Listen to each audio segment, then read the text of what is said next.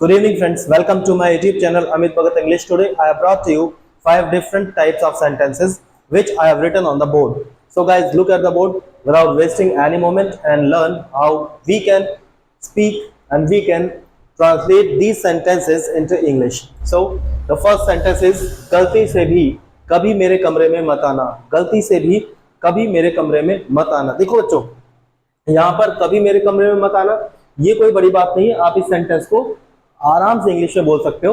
जैसे आप कह सकते हो never come in my room, never come in my room या never get in my room. लेकिन यहाँ पर क्या लिखा है? गलती से भी. तो मेन जो बात है यहाँ पर सीखने की वो ये है, गलती से भी, गलती से भी. तो हम कैसे इस फ्रेज को इंग्लिश में लिख सकते हैं? तो चलिए मैं आपको बता देता हूं. Even by mistake, even by mistake. जहां भी आपको कहना है गलती से भी, गलती से भी, even by mistake, even by mistake, मेरे कमरे में कभी मत आ जाना. Never enter my room. आप कैसे भी बोल सकते हो सेंटेंस को अपने अपने हिसाब से. मैंने कहा नेवर एंटर माय रूम, आप कह सकते हो never get in my room, never come in my room. आप जैसे चाहे वैसे बोल सकते हैं. मैंने लिखा है even by mistake never enter my room, never enter my room. एक और सेंटेंस मैं आपके सामने बोल के दिखाता हूं. गलती से भी मेरा फोन टच मत करना, गलती से भी मेरा फोन टच मत कर देना. तो even by mistake don't touch my phone, don't touch my phone. और ज्यादा इफेक्टिव बनाना है तो आप कह सकते हो गलती से भी कभी मेरे फोन को टच मत करना, गलती से भी कभी मेरे फोन को टच मत करना. Even by mistake don't ever touch my phone, don't ever touch my phone. या आप नेवर का यूज कर सकते हैं, never touch my phone, never touch my phone. चलिए ये हमारा फर्स्ट टाइप सेंटेंस है जो हमने सीखा. सेकंड टाइप है मैंने मैदान में सिर्फ पानी ही पानी था. मैदान में सिर्फ पानी ही पानी था, सिर्फ पानी ही पानी था, पानी ही पानी. ये यहाँ पर मेन बात है जो आपको सीखनी है. पानी ही पानी था. जैसे ग्राउंड में स्टूडेंट्स ही स्टूडेंट्स थे, खेतों में फूल ही फूल था, खेतों में सब्जी ही सब्जी थी. तो इस तरह की बात को हम कैसे कह सकते हैं? चलिए देख लेते हैं. मैदान में सिर्फ पानी ही पानी था, तो हम यहाँ देयर से सेंटेंस को शुरू करेंगे. देयर वाज था, इसलिए वाज हम यूज कर रहे हैं यहाँ पर. अगर है होता, प्रेजेंट में सेंटेंस होता तो हम इज यूज कर सकते थे.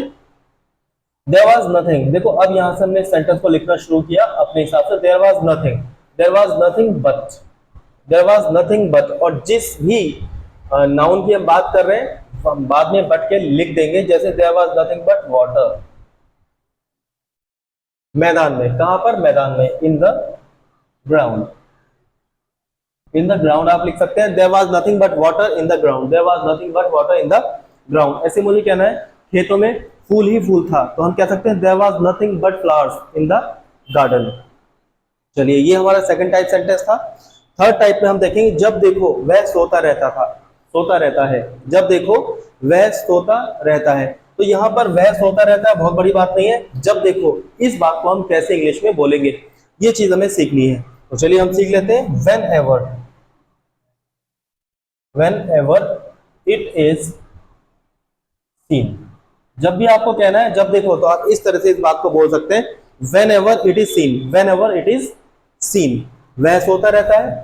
He keeps on sleeping. तो वह सोता रहता है मतलब ही कीप्स ऑन स्लीपिंग. ये बात आपके लिए कोई भी बड़ी बात नहीं है. He keeps on sleeping. When ever it is seen, when ever it is seen. जब भी देखो, when ever it is seen. तो इसको आप बोल कर प्रैक्टिस कीजिए, बार बार बोलिए, बार बार प्रैक्टिस कीजिए. When ever it is seen, when ever it is seen. जब भी देखो वह सोता रहता है, जब देखो वह लड़ता रहता है, जब देखो वह यहाँ बैठा रहता है. When ever it is seen he keeps on sitting here. चलिए अब नेक्स्ट सेंटेंस है भाग्य वाग्य कुछ नहीं होता. भाग्य वाग्य कुछ नहीं होता. देखिए यहां पर मेन बात क्या है? भाग्य वाग्य. एक बात को हमने इस तरह से 2 बार बोलने की कोशिश करी कि जैसे हम इस शब्द को बहुत नीचा दिखाने की बात कर रहे हैं, नीचा दिखाने का काम कर रहे हैं. भाग्य वाग्य कुछ नहीं होता, तो हम क्या बोल सकते हैं? कुछ नहीं होता. कुछ नहीं होता मतलब देयर इज, शुरुआत यहां से करेंगे, देयर इज नो. अब भाग्य वाग्य, देयर इज नो. भाग्य होता है हमारा लक. अब लक के साथ हम जोड़ देंगे and all, and all. There is no luck and all, there is no luck and all, भाग्य वाग्य कुछ नहीं होता, there is no luck and all, there is no luck and all. ऐसे ही आप कह सकते हैं सम्मान वम्मान कुछ नहीं होता, there is no respect and all, there is no respect and all. Next है हमारा कभी तो सच बोला करो, कभी तो। ये कभी तो हम कैसे बोल सकते हैं इंग्लिश में, कभी तो सच बोला करो। कभी तो के लिए हम यूज करेंगे डू एवर। क्या यूज करेंगे बच्चों, डू एवर। सच बोला करो, सच बोला करो means speak the truth, do ever speak the truth, do ever speak the truth.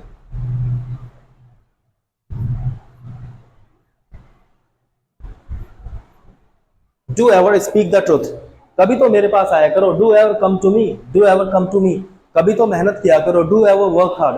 तो जब भी आपको कहना है कभी तो ये एक्शन किया करो, तो हम क्या यूज करते हैं इंग्लिश में, डू एवर। क्या यूज करते हैं बच्चों, डू एवर।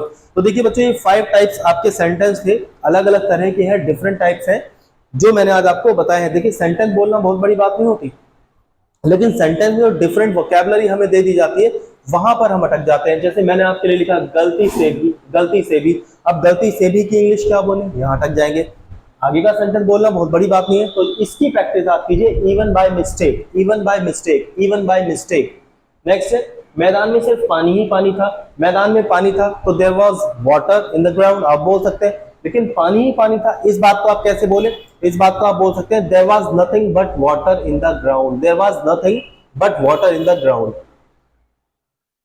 जब देखो वह सोता रहता है, वह सोता रहता है, हम सेंटेंस बोल सकते हैं ही कीप्स ऑन स्लीपिंग। लेकिन जब देखो वो कैसे बोले, तो जब देखो कैसे बोला, कैसे लिखा हमने, कैसे बोला हमने, whenever it is seen, whenever it is seen, whenever it is seen। इसकी प्रैक्टिस कीजिए, जितनी ज्यादा आप प्रैक्टिस करेंगे उतना ही ज्यादा आपको सीखने के मिलेगा। the more you practice the more you learn, the more you practice the more you learn।